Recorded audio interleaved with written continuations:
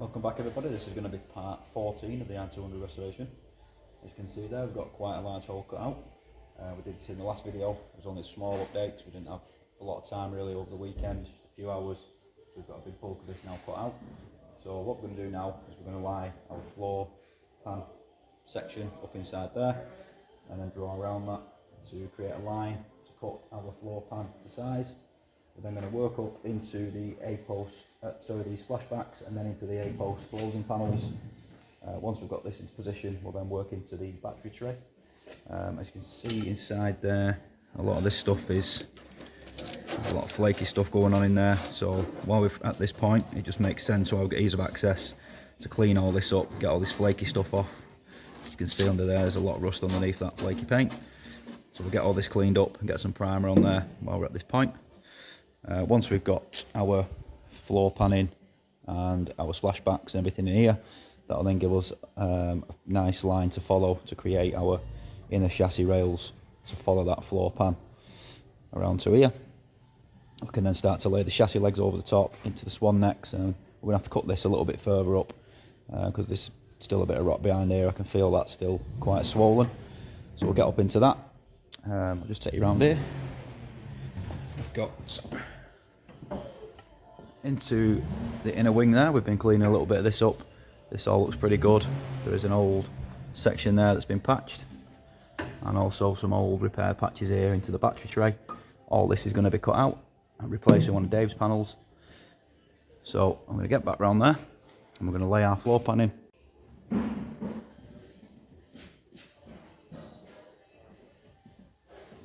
Okay, so we've got our replacement floor pan section there. We're going to place this on the inside. Up inside there. There is some embossed marks on these where the grommet hole should line up with. So we've got this grommet hole still there. We're going to line that up with this grommet hole on the panel so we know it's in the correct spot. Should be around about there. Then I'm going to get our dead blow hammer. Just give this a bit of a tap down.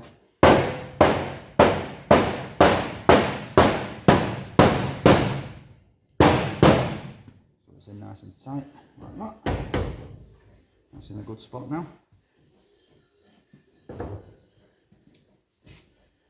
going to get our pen. We're going to draw a nice line all the way down there, and then from all the way up here, right across. We're not going to bother drawing around any of this because all this is going to get cut out and replaced with new stuff. And we're going to use this, the upper section of this floor pan to replace our inner sill with. So we've got a line there now. I'm going to take this back out and we're going to get this cut out to size and start to get it tacked in.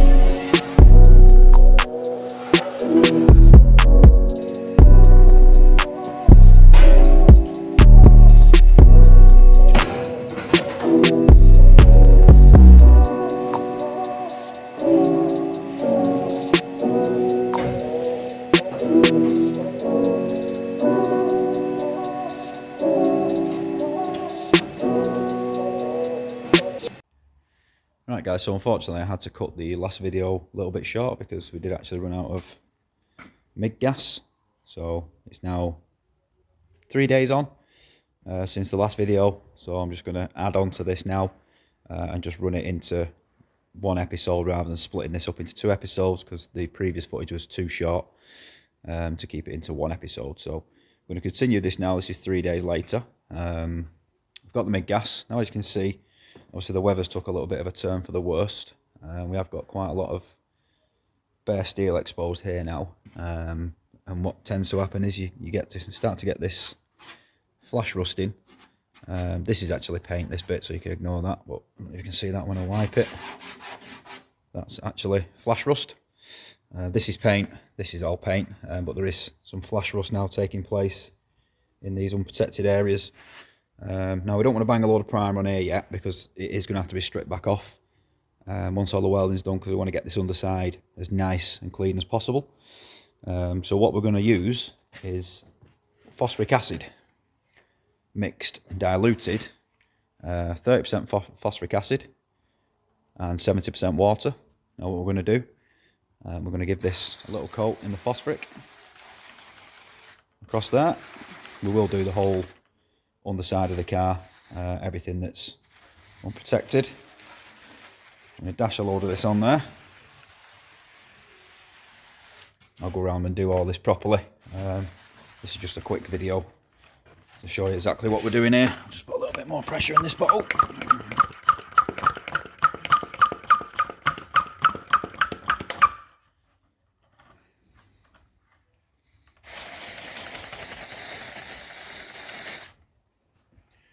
So I've got a bit of a coat there on the underside of this car. We'll leave that on for around 30 seconds or so, 30 seconds a minute, something like that. And then we're just going to go around and give it a quick wipe with a rag. And it will start to slowly eat into all this rust. And it should also leave us with a etched finish, which should leave the steel protected for quite some time. So once we've got this phosphoric acid on here and it's settled into the car, we can then actually not worry about this flash rusting again, because this acid actually leaves sort of like a protective coating on the car, gives it sort of an etched, sort of stroke galvanised effect. So that'll be good then until we are ready to paint the underside of this car. So that's a quite handy substance to use if you're doing this sort of job to prevent this from happening. It is quite frustrating when you spend all this time getting all this grime and all this underseal off and getting it all nice and clean, to come in and then start finding stuff like this forming underneath the car again. So we're going to get this dealt with now. Once we've got this all cleaned off, I'll be back with some more welding footage. I've actually left this on now for 2 or 3 minutes. So I just thought I'd show you the effects what this stuff has on the rust. As you can see there, it's absolutely eating that rust. It's all dribbling down there. We will be wiping this off.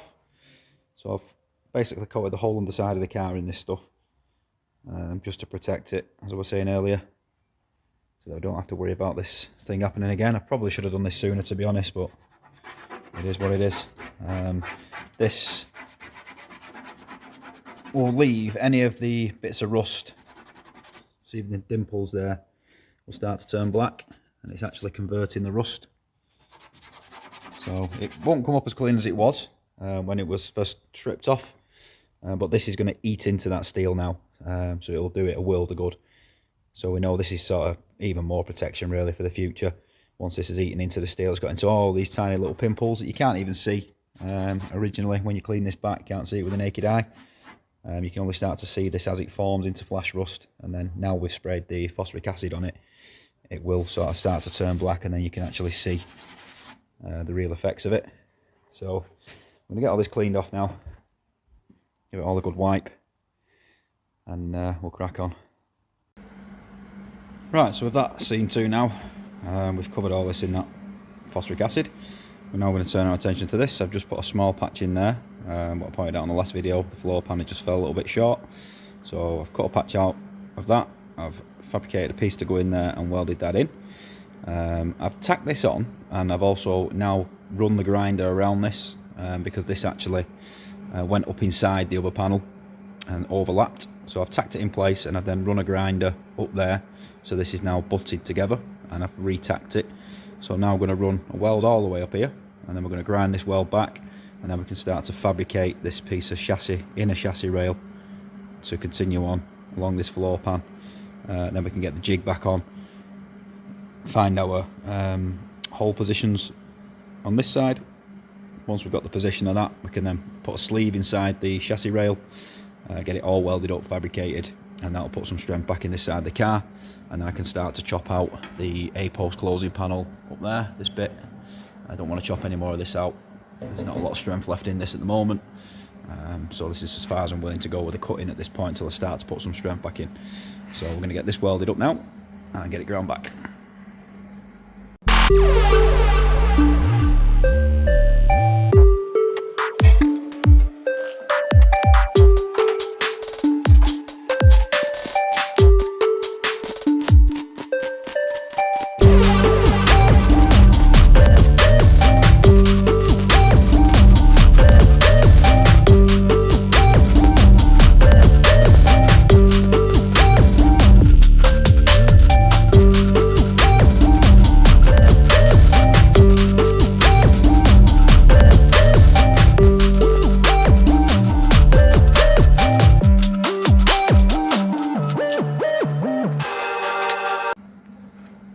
Okay, so we've got our weld all the way around the floor pan there, up to this section. I've stopped there because I need to go on the inside and just beat this curl into the floor pan. And also I've got to cut this sill out yet, so I'm not going to fully weld all this up until the sill's been chopped off, and then I can level this up from the inside and get all that nice and flush.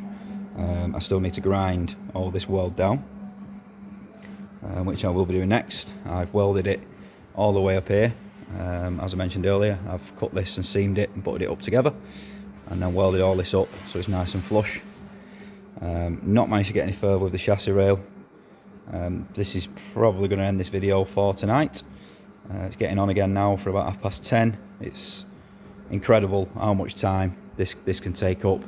Time just totally gets away from you doing stuff like this. I mean, it just flies. So yeah, very, very small update again, guys. Although there has been quite a few more hours gone into this. It doesn't look like it at this point, but there has been quite a few hours in again tonight. So I'll be back here tomorrow.